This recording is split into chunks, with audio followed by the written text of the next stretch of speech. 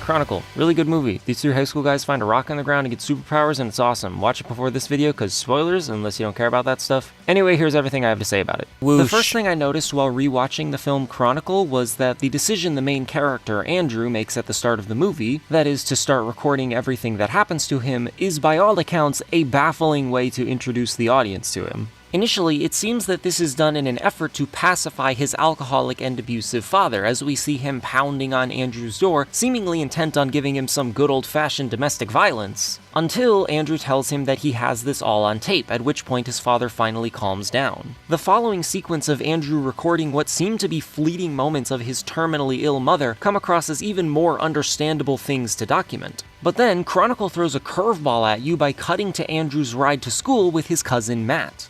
And the camera remains on, despite the fact that this seems to be the most unremarkable, least documentation-worthy event imaginable, and despite Matt expressing mild discomfort at the presence of the camera. Andrew wasn't just telling his dad that he was recording everything as a way to protect himself from his dad's beatings. He was being genuine about recording everything. And watching this, my logical brain was thinking, who would even make a decision like this? Who would even decide to put their entire life on camera for no discernible reason? And then my emotional brain was thinking, oh yeah, I would. I've been doing that for 7 years. Thus is my complex relationship with the character of Andrew Detmer. Throughout the film, he makes a lot of questionable decisions, and I don't just mean questionable as a synonym for problematic, as it's come to be used so often in the modern era, although his decisions are also very problematic most of the time. I mean that he makes a lot of decisions that just seem unorthodox, misinformed, illogical, offbeat, paradoxical, ill-defined, oxymoronic, weird. Andrew is a weird kid. I think that these opening minutes of Chronicle sort of test the audience on whether or not they can answer that question. What kind of person would even decide to record their whole life? Those who can't answer this question will likely find Andrew to be an unbelievable, unrelatable character. But if you can imagine the type of person that would make this decision, and maybe you don't have to imagine, you'll probably find a lot of depth in Andrew right off the bat. Personally, this opening sequence of events reads to me like a sheltered kid who has an unorthodox way of dealing with problems and who doesn't really care if he makes the people around him uncomfortable. At this point, it's not entirely clear how and why he came to be this way, but what do you know, that's what a large portion of the remaining hour of screen time is devoted to. I really like this introduction to the main character, especially considering its novelty. When I think about the many character introductions I've witnessed over the years, I feel like I notice a bit of a trend towards ones which inform the audience of one critical aspect of a protagonist. What is their one special skill? What is the inciting incident that kickstarts their arc? What is their primary motivation? But Chronicle isn't like that. I described Andrew's introduction as depthful just a moment ago, but I think a better way to describe it would be breadthful. Such is the difference between being wide as a puddle but deep as the ocean and vice versa.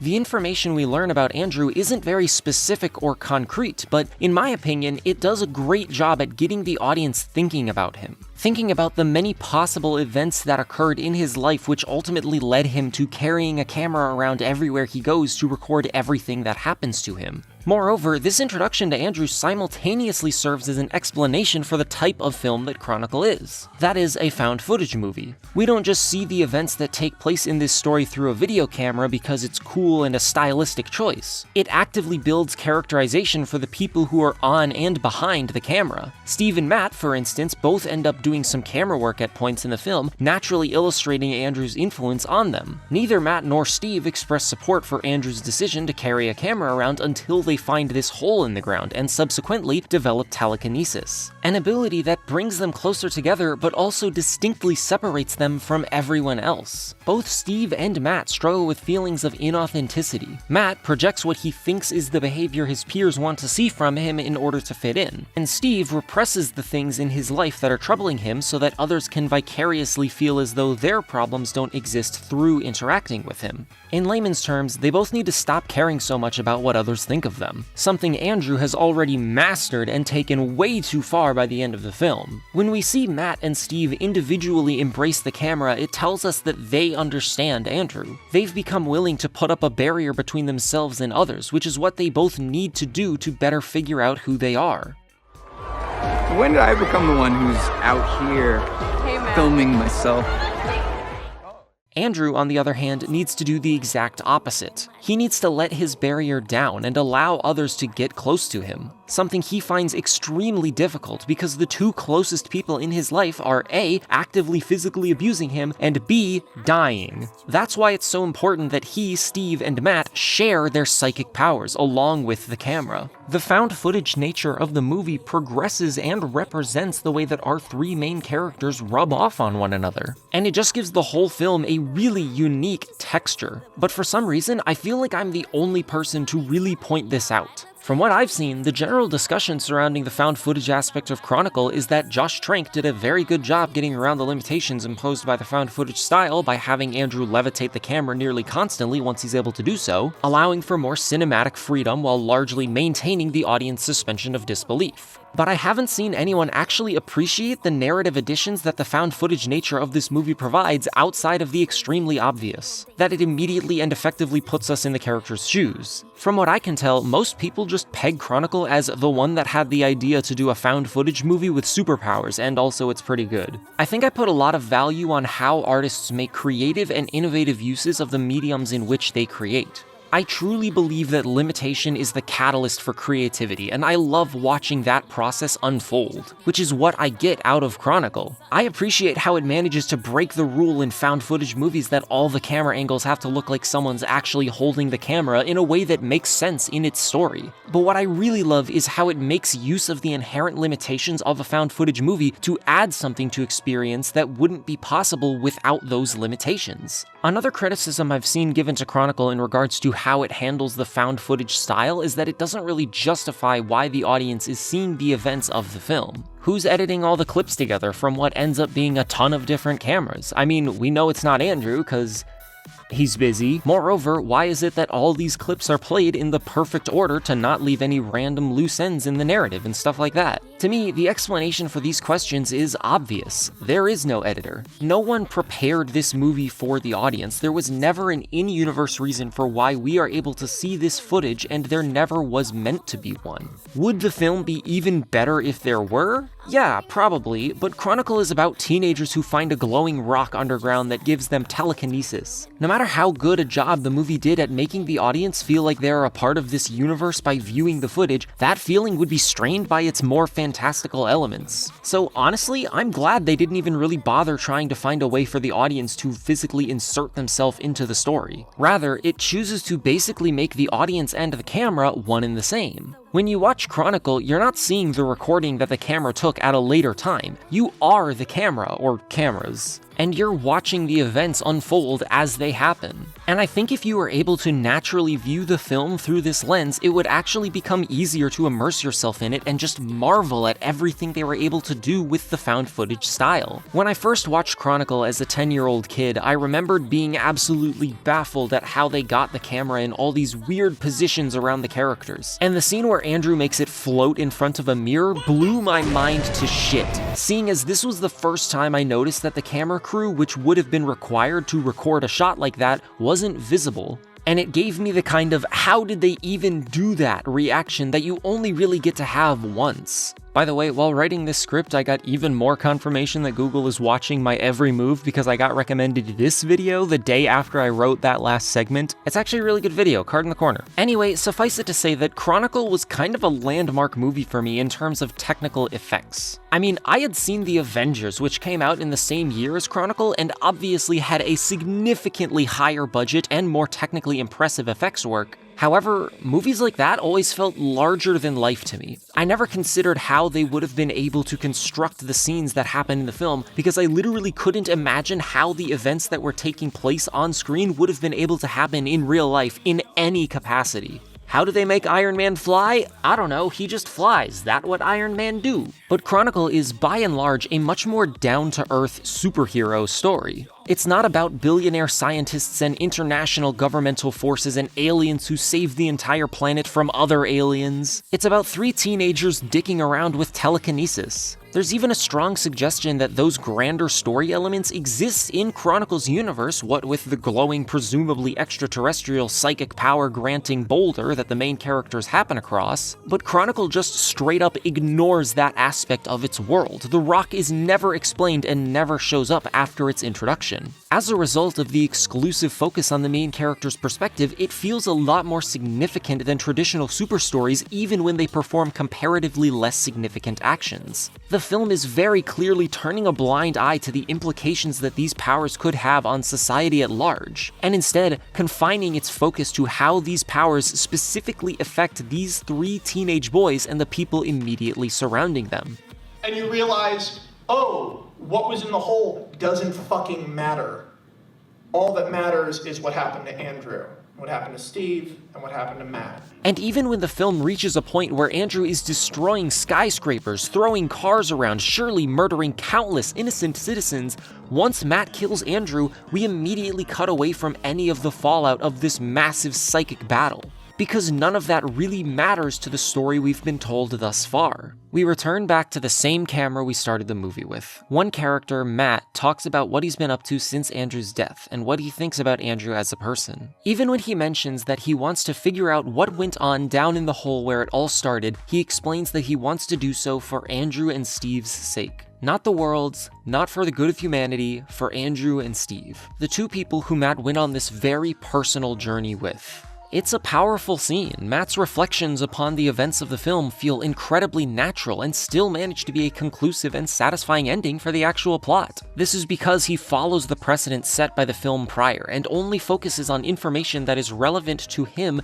Andrew, and Steve. It just feels very Chronicle. It's in line with the film's established personality, which I feel weird saying because I know of other people who disagree with Matt's monologue. Specifically, his opinion that Andrew wasn't a bad person, citing how Andrew didn't care about the lives of other people by the end of the movie. But if I may add my opposing argument to the conversation, I think that this is one of the many examples of Matt just being himself. As we learn in the first few scenes he was presented in, Matt really isn't that smart, and he's infatuated with the idea of impressing other people with big words and having something philosophical to say about any given situation. Which, can I just say, is a really unique and interesting kind of character. We're basically being shown someone who presents themselves as being deep, but as the audience, we can see that that's just a facade, and that Matt isn't really all that deep at all. But that is exactly what brings depth to his character. Super fascinating. Anyway, take for example the scene where Matt describes altruism as wanting to make things better for everyone.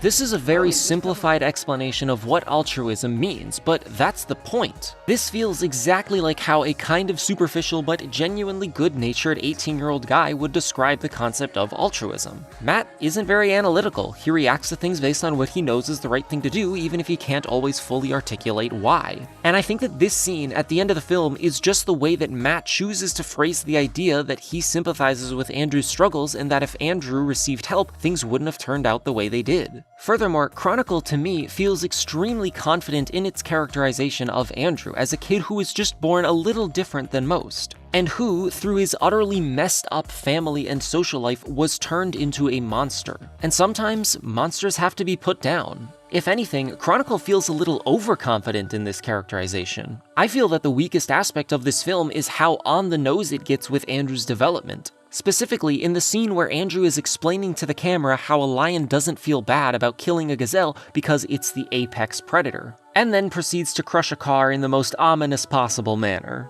Actually, I know some people read this scene as Andrew intentionally being as unsubtle as possible because he's trying to communicate to the audience that he considers himself the apex predator, but because of some stuff about him that I'll talk about later, he doesn't really know how to do so without acting like a cartoon supervillain. And I actually really like that reading. I think it makes a lot of sense, but then Andrew just blatantly says, "I am an apex predator," and it comes to a point that it doesn't really matter how much sense it makes for Andrew to be saying this. The movie is just, to be a little hyperbolic, clearly beating you over the head with the point that Andrew needs to be stopped. Point being, I don't feel like a movie that goes that hard on illustrating that yes, Andrew has indeed become a bad person would expect the audience to then change their mind with an emotional speech. That's why I think the final scene says more about Matt than it does about Andrew. Andrew's arc was completed the moment he started putting innocent civilians, not just the people who had wronged him, in harm's way. And his development is by far the most focused on aspect of the entire film. All that can really be added onto it by the time he dies is how Matt reacts to all this. And in seeing that reaction, we see that he chooses to focus on the good in Andrew. And I mean, if one of my family members or close friends turned out like Andrew, I feel that I, as well as most people, would also look back on them with a bit of rose-tinted glasses, even if that's only expressed in the vocabulary you use to talk about your fallen loved one. And especially so if you had to be the one to take them out. I think it would have been kinda out of character for Matt to get up in front of the camera at the end and be like, well, Andrew, there was hope for you at the beginning there, but then you turned into a monster and I made the right choice by killing you. Like, that's entirely accurate and correct, but obviously Matt is the last person who would have an unbiased perspective on Andrew as a person, because he was just that close to him, and you feel that as an audience member. You feel how powerful and genuine the bond between Matt, Andrew, and Steve is. I already talked about everything the camera does to enhance their relationship, but it's also in what they so eagerly record with that camera. Their powers. Something I wish more stories did was hammer home what different characters connect over. Like, immediately before watching Chronicle, my hallmates and I watched Tangled, which is a good movie, but I don't think it really gives Rapunzel and Flynn anything to tangibly connect over. They fall in love because they find each other charming, they do nice things for each other, and they like one another's personalities. But they don't seem to share any common interests. And in real life, I think that you really need to have both of those things in order for a relationship to truly thrive. Think of personalities like the mold to a statue or something, and the shared topics of interest are the filling. You can have a mold that looks super appealing, but without the right material to fill it with, you can only imagine how cool the statue would look. And if you have the right material to fill the mold with but no cast, then nothing's gonna happen. You're not gonna put your material into nothing, or if there is a cast but it's the wrong shape, you're not gonna put your material into that cast because it would turn into a different shape than what you want. When looking closely, it might be nice to appreciate just the material, but when you take a step back and realize the context it's in, you'll be dissatisfied. Yeah, this metaphor's really falling apart. Ted, it's a simile. Point is, I like seeing characters be like, yo, you think this thing is cool? I think this thing is cool.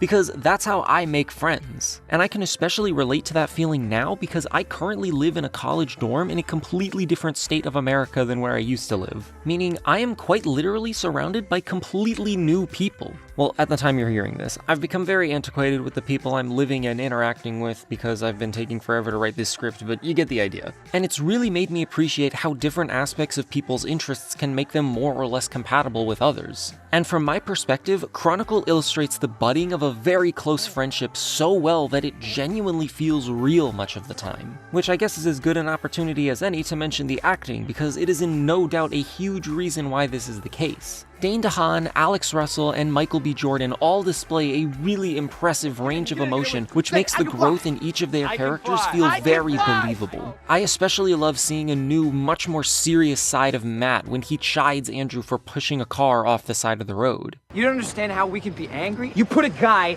in the hospital. How do you feel about that? I think that's really the moment where he becomes the hero of the story. The entire scene really illustrates the paths that these characters are beginning to go down. The little exchange where Andrew tries to challenge Matt about making up rules and Matt just calmly puts his foot down and restates why it's so important to have rules is so perfectly delivered by both actors. I will declare rules. When you do something matters. I will declare rules. If we're gonna keep going and we're getting stronger, we need rules. And all the while, Steve is just pacing behind them. Even when he's not speaking words, you can tell through his body language that he, like Matt, understands how serious what just happened is. But because it's not what his peers love about him, Steve isn't able to put himself in the role of the enforcer. It's never a position he's been in before. Also, there's this little line by Matt, Hold on! Wait!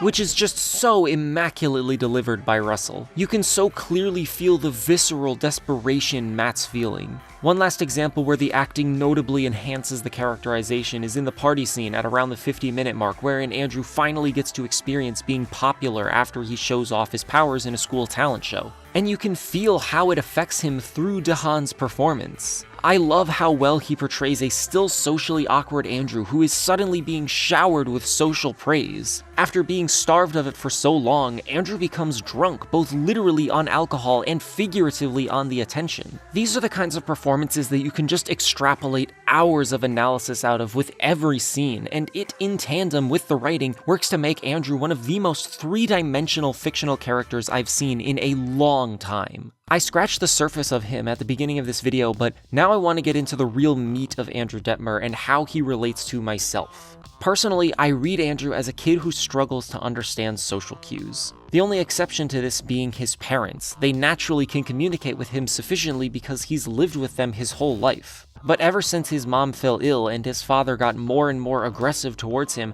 Andrew began living in a world where the only intentions from others that he could properly understand were ones of aggression. As a result, he started perceiving all interaction towards him as aggressive. And it probably didn't help that most of the people around him who were actually his age would have been teenagers of the rowdier demographic. So once he decided that there was no point in trying to make friends with people he didn't understand and who didn't understand him, he had no reason to care about anyone but himself. I think that's the reason Matt says Andrew is hostile and hard to talk to. Andrew is so afraid of getting hurt by others that he never approaches anyone, and whenever someone else approaches Andrew, he hurts them before they can do the same to him. But that changes when he, Steve, and Matt acquire their powers. I talked about how much I love that Chronicle really sells its main characters' bond through their shared interest, and part of why that's such a huge benefit for the film is because it makes Andrew's development throughout the midsection of the movie believable. It really convinces you that Andrew is going to get better, which amplifies the tragedy of his death even more. Steve, Matt, and Andrew are, to their knowledge, the only people in the world with these powers. And especially when they decide that they shouldn't tell anyone else about them, it becomes apparent that they are the only people in the world that they can talk to about their newfound superhuman abilities.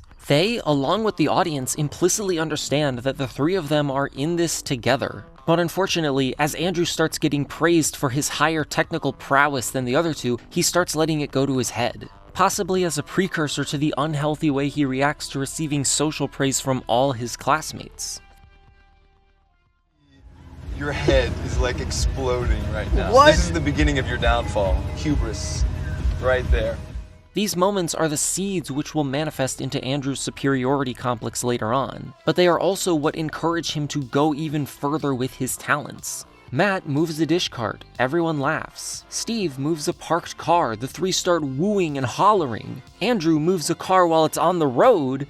He gets laid into in the scene I brought up earlier as an example of the cast's stellar acting. And like I said, I think this is the real Kickstarter into Andrew's descent. It's the moment Andrew realizes that being with Steve and Matt isn't a purely safe space where he will never get hurt. This moment is why Andrew completely shuts out Matt after he gets Steve killed. He knows how mad Matt was when he put some random guy in the hospital, so just imagine how mad he'd be if he found out that Andrew killed their best friend. This is also the point where Andrew's fixation on the camera gets to its most unhealthy. This is the point in the film where we start to really see the creative use of Andrew's telekinesis to create compelling and thoughtful camera angles and shot composition. And I don't just mean thoughtful on behalf of the cinematographers of the movie. I mean thoughtful on behalf of Andrew himself. During the funeral scene, Andrew intentionally keeps his face out of frame, clearly communicating his guilt over the situation. The first time we see a clear shot of it is after the funeral. Andrew returns to the place where he was given the powers that he now believes makes him superior to everyone else. And to communicate this, he orients the camera with a very upward angle, visually communicating how far above everyone else he sees himself as.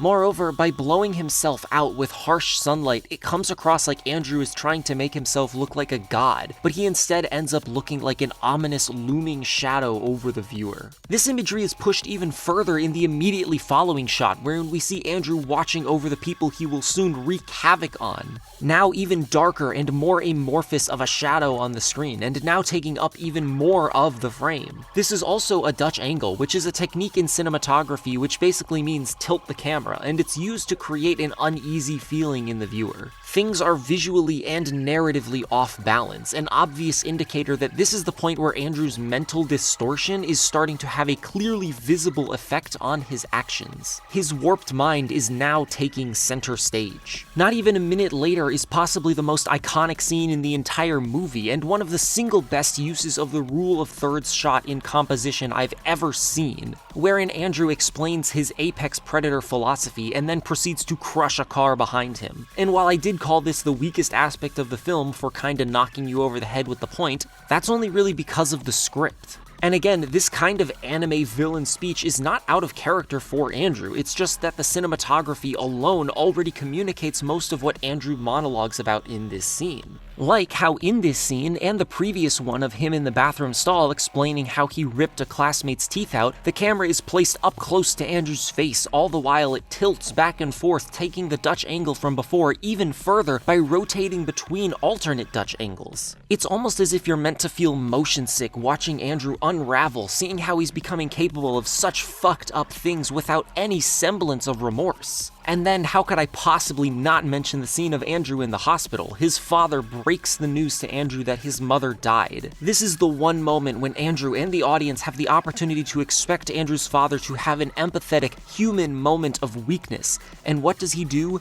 He starts screaming at Andrew, blaming him for his mother's death, all the while Andrew does nothing. He doesn't say anything, he doesn't move, no reaction. Instead, he slowly pulls the camera closer to the foot of his bed, narrowing the frame down so that he is the only thing left in it. An unmistakable indication that Andrew's self-centered worldview has now entirely consumed him. Andrew spends the rest of his time in the film essentially in a blind rage. The only coherent thoughts that he communicates past this point are of expressing his status as an apex predator and wanting to be left alone. This stretch of the film, which I like to call Andrew's Descent, is as close to perfect cinematography as I've basically ever seen. It is simply phenomenal visual storytelling, and now knowing that this was done on a production budget of $12 million is simply stunning. I'm not gonna pretend to be an expert on finance of cinematography. I have no idea what skillful versus expensive looks like. This is a complete shot in the dark, but I would guess that maybe the found footage nature made for a less costly production, and thus they might have been able to reroute those expenses into stuff like post-effects work and the flying. And even if that's the case, $12 million is still a fraction of the production cost of the vast majority of films Chronicle was released alongside. And yet, the movie looks fantastic, which is yet another take that I feel alone in having. The majority consensus seems to be that this movie looks good for its budget, but ultimately cheaply made, with specific attention often being brought to the way the main three fly. People say you can easily tell that they're being suspended by a rig, and yeah, that's obviously what's happening, but similar to how I described the use of the found footage nature of the movie, I think that the way they simulated flight is yet another attribute that makes Chronicle feel, ironically, down to earth. Consider the way that Matt, Steve, and Andrew fly. What are the mechanics of it? Essentially, they use their telekinesis to physically push their own bodies around in three-dimensional space. It's not some completely new power that they all just randomly and conveniently develop at the same time. It's an application of their existing power. We know this because of the way Steve explains flight to the other two, saying that you have to catch yourself. And they do that. Even all the way at the end of the film, when Matt launches off after killing Andrew, you can see him catching himself when he jumps off the ground and pauses for a moment in midair before taking off. Now imagine how weird it would be if someone who flew using that method looked like this.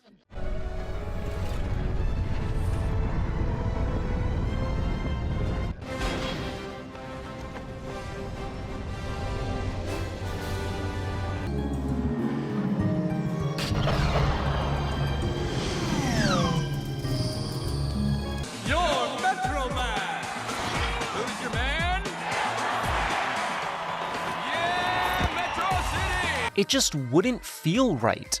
I mean, it probably would because we wouldn't have the movie in its current state to compare against it, but because we do have the movie in its current state, I couldn't imagine it being any other way. Within the narrative of the film, the characters are flying in functionally the exact same way that the actors are flying around in the real world. An external force is being applied to their bodies which propels them around. The actors had to react to being moved around in 3D space, but that doesn't feel strange to me because that's exactly what the characters are doing in the film. They're just using magic instead of whatever you call this. I even disagree with the visual effects supervisor of the movie on this, Raymond Chen. In an interview, he mentions that because of the way they had to shoot these scenes, it doesn't really feel like these characters are flying. And if their goal was to make these characters look like these characters, then I guess they failed. But this feels like exactly the way that flight would be if you had to use it using the methods that Andrew, Matt, and Steve do. And even if it was inadvertent, I think they accomplished something that works for this film even better than if the flight did just look like any other superhero movie. I can feel the way that Matt, Andrew, and Steve are using their powers in these scenes, and I can better imagine how I would do the same if I also had telekinesis. That's a huge part of keeping these kids relatable, and frankly, it just gives Chronicle a way more unique and interesting look and feel when compared to basically every other movie that has flight in it. Another attribute of Chronicle that I feel makes it unique is its length. It's only an hour and a half, which to me is like the sweet spot that all movies should aim for. Obviously that's hyperbole, but I've alluded multiple times before to my appreciation for conciseness and brevity. I know this probably isn't true, but I feel like so many movies and TV shows are just getting longer and longer, and I don't like it. I was watching Stranger Things Season 3 when it came out, and I get to the last episode and check how long it is, and oh look, it's an hour and 15 minutes. That's a film.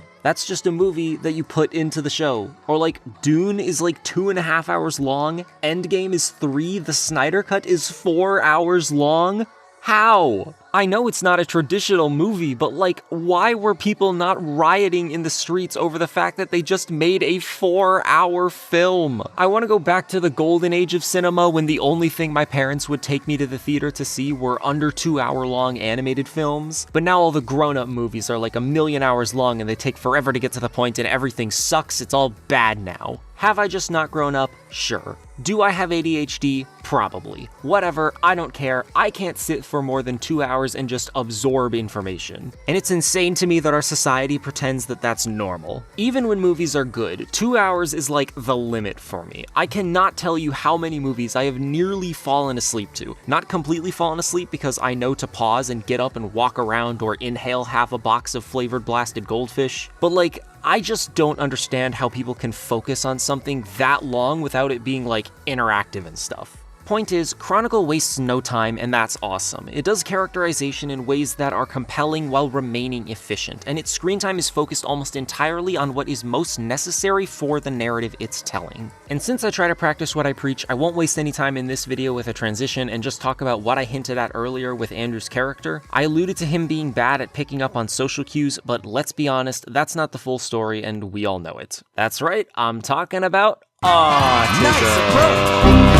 I'm honestly really surprised that I haven't seen any discussion online related to how easy it is to read the subject matter of autism into Chronicle, because at least for me, it's really obvious. Earlier I detailed how I think that Matt's comments about Andrew always being hostile are telling about Andrew struggling to pick up on social cues that other people just don't, especially those commonly performed by teenage boys. And while that doesn't automatically mean Andrew is autistic, when combined with the little details like the fact that he's the first who seems bothered by the supernatural rock making a loud noise, Dane DeHaan's subtly yet noticeably stiff delivery of Andrew's dialogue, which I consider intentional and beneficial to the film, all the way to stuff like Andrew's utter fixation on his powers, which, as I discussed earlier, is something that puts a metaphorical and literal barrier between himself and other people. I think this reading of the film starts to become more and more reasonable. Now, does this mean I think Chronicle can be used as a way to inform yourself about autism? I wouldn't recommend it. Will all autistic people turn out like Andrew? Obviously not. Will all autistic people even relate to Andrew? No, everyone's different and that applies to autistic people too. But I can't help but feel like expressing a story about autism wasn't at least in the back of the creator's head when constructing this film. In fact, one of the most obvious influences on Chronicle that is pointed out nearly every time a conversation about the film is sparked online is Katsuhiro Otomo's Akira. You know, all the comic book fans, everybody that liked Akira, and a lot of people think it's Akira. Exactly. A lot of people they think do. that They it's do, some especially kind of online. Yeah, I like when remake everybody- version of Akira. I'm like, People yeah. said, "Oh no, it's the Akira movie. They did it already. That's a Wait, surprise." no, it's Change this the one. names. An anime film which similarly does not explicitly confirm if any of the characters are on the spectrum, however the fanbase of the movie almost unanimously headcanons it as being about autism. And if you don't believe me, one of the most legendary fans of the film, Shinji Tejima, built a replica of the iconic red motorcycle from the movie on his own and rode it across Japan to raise funds for the Bokura Company, which is a Japanese autism support group. And that bike is the only one which has received official recognition and approval by Otomo himself. I won't bother detailing all the ways that Chronicle and Akira are similar, both because I don't want to spoil Akira, but also just because it's really obvious if you've seen both of the films. I think that people who would be considered neurodivergent are only at a disadvantage socially because they aren't on the same wavelength as most people. But that doesn't mean that their wavelength is worse. All they need to do is find people who are also on their wavelength. It's just a much harder process to do when there are so few of you. I don't know if there's a term or phrase for how this movie relates to my feelings of being autistic. I don't even know if the word autistic perfectly describes what I'm trying to communicate about myself. I mean, it's kind of the closest I can get to describing this amorphous feeling of having my brain just be wired differently than most people.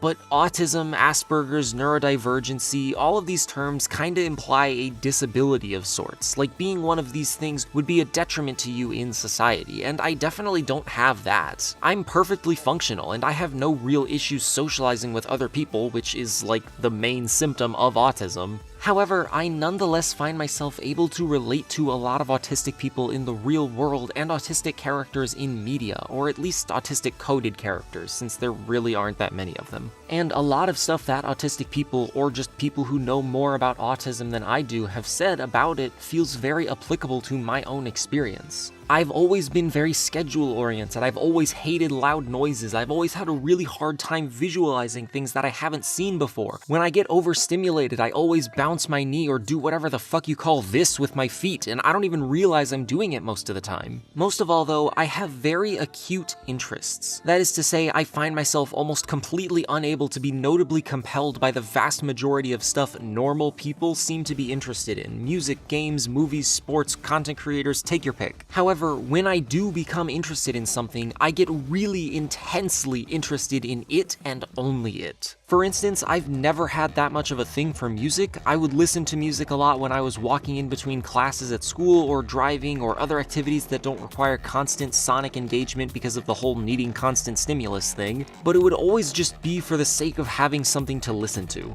And for basically the past 2 years, my friend Voxel, who is practically a savant for electrical synth music, had been trying to get me into the genre, specifically this one duo called Justice. He made me listen to that music damn near every opportunity he got, and for 2 years I was completely unable to summon any interest in it whatsoever. Until just a couple months ago when it randomly clicked, and now I listen to Justice literally every day. I constantly have this noise in my head. And I've even been using their music in this video. However, I do not suddenly have a newfound love of music in general, or even really synth music in general. It's pretty much only Justice and some Select, which you probably could have guessed already. I don't feel like I have very diverse interests, and so although I don't struggle making friends, I think I struggle at making best friends. At least new best friends, outside of the ones I already have. And I can't help but feel like that puts a bit of a barrier between me and people. A lot of those people who I consider to be my closest friends who I'm not in the same state as anymore, I hit it off with almost instantly. Interaction and connection with them felt effortless because we had personalities that bounced off of one another, and we both shared a special interest that we could talk about for hours on end. I don't want to communicate that I've become an antisocial NEET, that's not the case, but I can feel that the people I'm now surrounded by don't share many of my specific interests, and I don't share many of their interests. I hope that I've been able to communicate all of this with an acceptable level of tact, but whether or not I'm anywhere on the spectrum aside, I still feel like Chronicle's take on the subject really is compelling because although it absolutely shows you how whatever makes Andrew's mind different from most people's plays a role in his descent, it's still very very clear that the people around him played a vastly bigger role by not accounting for his differences. Obviously, his dad was hugely influential on him, and he would have been to any kid, neurodivergent or not, but I think the moment in the film that really demonstrates this is Steve pushing Andrew into showing off his powers for the school talent show. Steve's intentions are entirely in the right place, but he doesn't understand that Andrew has basically never had real friends before. And although Steve gets him out of his shell, he pushes him too far and too fast into the spotlight. And the incredibly high stimulation that comes from going from basically zero social interaction to suddenly having everyone applaud him, walking up to him at parties, drinking, having his first sexual encounter, it's too much for him. He has a meltdown, and the trauma inflicted by it is what pushes him to intentionally break one of the rules he agreed to for the first time. Andrew Detmer is not a sociopath or a robot despite his lack of understanding towards other people or his perceived lack of empathy, a common misconception of individuals with autism. What Andrew can best be described as is afraid of getting hurt. Is it any wonder that he is the one who figures out how to create a force field around himself using telekinesis rather than the more ambitious, flashy, and risky technique of flying that Steve discovers first? And it's because no one understands this about him, at least not until it's too late, that he ends up the way he does. Chronicle is a really meaningful film to me. When I watched it for the first time about 7 to 8 years ago, I remember how amazed I was with it. Unfortunately, and slightly hilariously, I somehow forgot the title of the movie, and despite frequent searching, it wasn't until this summer that I finally rediscovered it. Now the age of the main characters, I wondered if I'd still be as enthralled by it, and the answer was a resounding yes. I talked about this in my video exploring my gender through anime, but sometimes I'll rewatch a show or movie that I saw as a kid and resonate with it a whole lot, but I can never be sure if that's because the show just fit my tastes extremely well, or if it's because the show literally shaped what my tastes were when I was a kid. And I feel that effect in spades with Chronicle. Obviously there's simple stuff like the length and the nature of the supernatural powers which are introduced, but then there's also uncanny things, like how I am someone who started documenting their own life, and I started doing it about 7 to 8 years ago, right after I would have seen Chronicle for the first time. I don't know if this movie had a huge effect on me, but if it did, I find it appropriate to have paid my respects to it, to have really given this film and my relationship with it the thorough breakdown that it deserves. That's Chronicle, and that's what it means to me. If you decided to watch this video without having seen the movie before, I assure you it's still absolutely worth your time, if not because you think you'd resonate with its themes and subject matter, then at least because it's an extremely unique story that has an extremely unique texture to it, and also because it's the best found footage movie ever. Even though I haven't seen any of the others, fuck you, I'm right. Hey, yo, give me a few dollars on Patreon if you feel like I've earned it, and if you feel like you can afford it, and if you want to. Links to everything you could ever possibly imagine in that gargantuan brain of yours in the description. Thanks for watching, have a wonderful day, and I'll see you in the next one.